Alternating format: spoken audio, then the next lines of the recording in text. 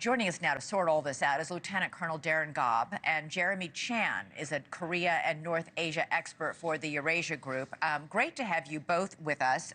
Jeremy, I'd like to start with you. This is a bit of a shocking development and an incredible several hours in South Korea. What's happening?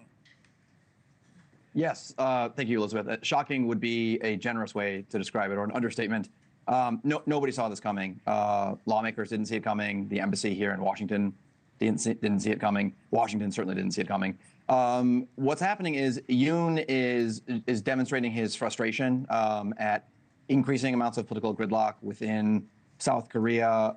The opposition party, which controls the National Assembly, has essentially scuttled all efforts for him to pass his reform agenda since he took office in 2022. And they are now going after, in repeated ways and methods, his wife personally, calling for a special counsel investigation into her alleged sort of malfeasance and misdeeds. This is something that Yoon has vetoed on multiple occasions, but there are mounting public protests on the streets of Seoul, numbering in hundreds of thousands of people who are calling for that special counsel, and more broadly are calling for the end to the Yoon presidency. Wait, so is this, I'm sorry, Jeremy, is this all politics? Because this is an extraordinary thing to do to a political crisis. Declare martial law, put the military in charge, suspend the media, ban all political events? Yes, the short answer is yes, it's all politics. And the slightly longer answer is that it was a very ham-handed, ham-fisted attempt to rattle the cage of the opposition-controlled National Assembly and bend them to Yoon's will. It has backfired spectacularly. It was not particularly well thought out. It wasn't well coordinated.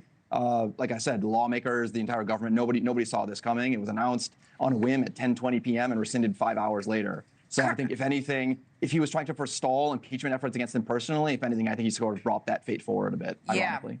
Colonel, South Korea is a beacon of democracy in Asia, surrounded by a ton of countries where autocrats are in control. The Pentagon said today it's watching closely.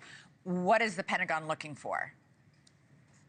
Well, first of all, they're going to make sure that our own forces, as you said, about 28,000 or so, are not wrapped up in this in any way, and they're secure in their different bases around the peninsula, because Korea is really not that big. So that's going to be their first concern. The second is going to be whether or not there's any kind of turbulence or instability within the military chain of command relative to them being used for this declaration of martial law, and if that will have any fallout moving forward into the future, because this is basically a simple power play between who's in charge or has the most power. Is it the parliament or is it the president?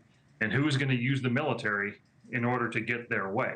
It's shocking to see, of course, today, but frankly, this is just one of those tried and true techniques of politicians and leaders around the world throughout history. Blame a foreign power, create a crisis in order to cover up your own conspiracies and concerns about what's going on, and this is a result. And he's exactly right. This is ham-handed and very poorly done. And knowing Korea as well as I do, having lived there, I'm shocked he even tried it. Yeah. Thanks so much for watching. Go to joinnn.com to find NewsNation on your television provider. And don't forget to click the red subscribe button below to get more of NewsNation's fact-driven, unbiased coverage.